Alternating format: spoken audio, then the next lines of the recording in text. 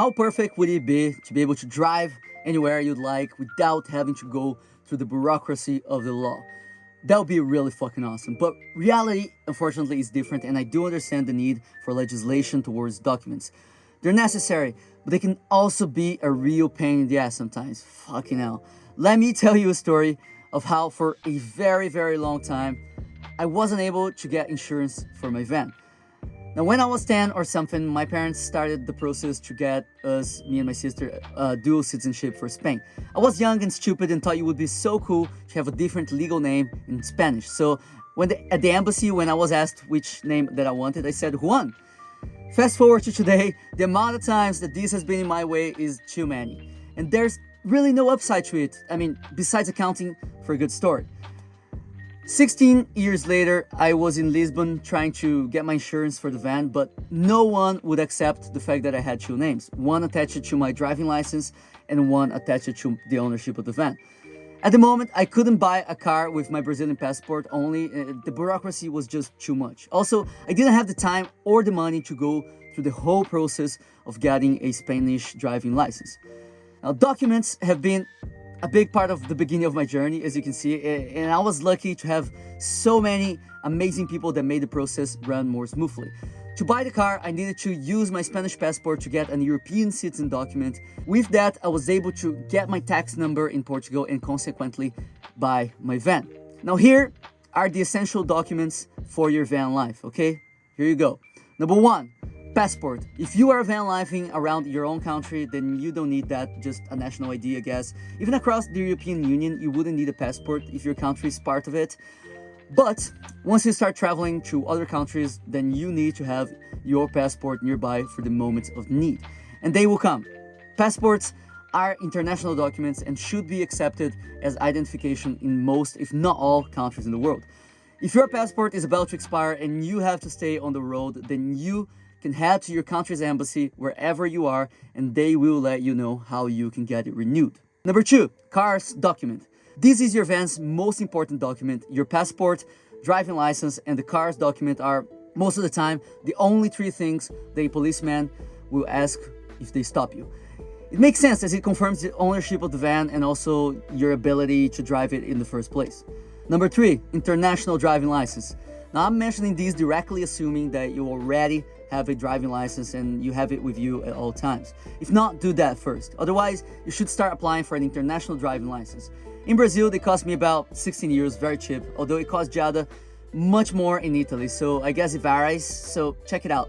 This license allows you to travel through more than 150 countries in the whole world, even the ones that drive on the opposite side of the road.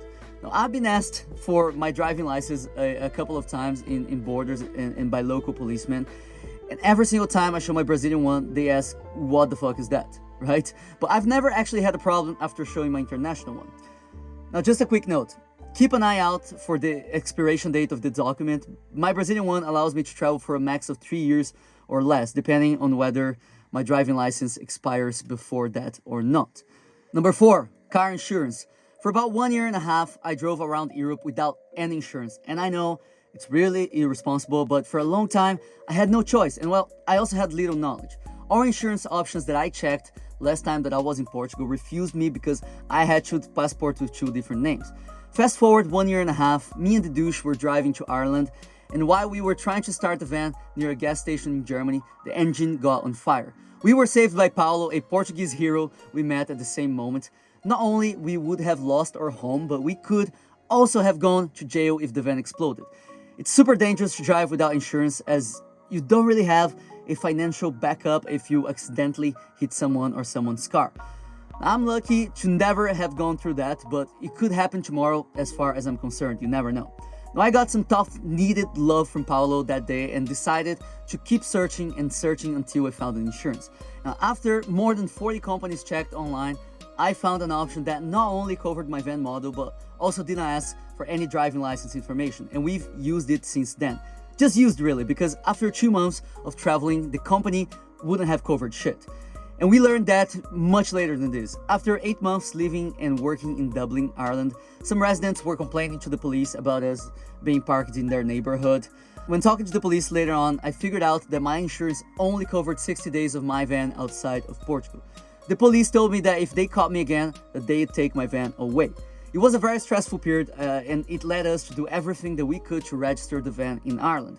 We got all the paperwork needed, upgraded its conversion to the standards of the country, and got a plate. Now, I'd like to explore this topic more in detail, but it would make this video last for far too long. This is such a specific topic that many of you will never have to go through. Just contact me if you are going through the same thing though, as in registering your van in a different country, and I will try to help you with what I can. Now, I might make a separate video as well about this if many people become interested. Lastly, insurance for camper vans can cost about 350 to 500 euros a year. The old me would have said that you should apply for commercial van insurance as it might be a bit cheaper, but having the peace of mind that everything is correct and that you will get covered if something bad happens is just priceless. Now, number 5, car's manual.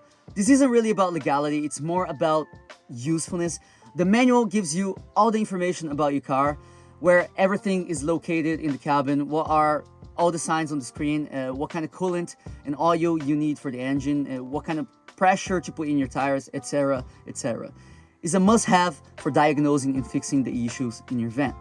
Now, besides these, you gotta have your inspection up to date. But to be honest, no one has ever asked me about my inspection, or in some cases, in countries called roadworthiness. As I said before, it's good practice to be legally protected, so I definitely recommend doing the inspections when necessary.